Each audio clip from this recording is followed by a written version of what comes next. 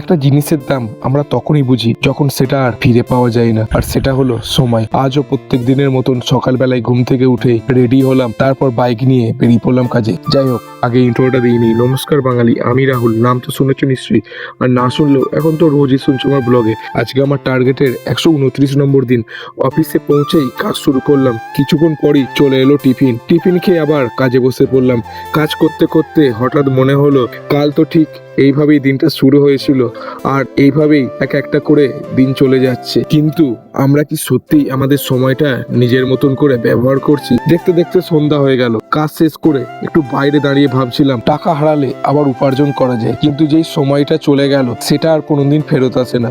তাই স্বপ্ন থাকলে কাল করব না বলে আজ থেকেই শুরু করো, তারপর চুপচাপ বাড়ি ফেরা। 129 নম্বর দিনটাও শেষ, কিন্তু তোমার জীবনের আজকের দিনটা যেন শুধু কেটে না যায়, কিছু একটা করে যাও। দেখা হবে 130 নম্বর দিনে। ততক্ষণের জন্য বাই।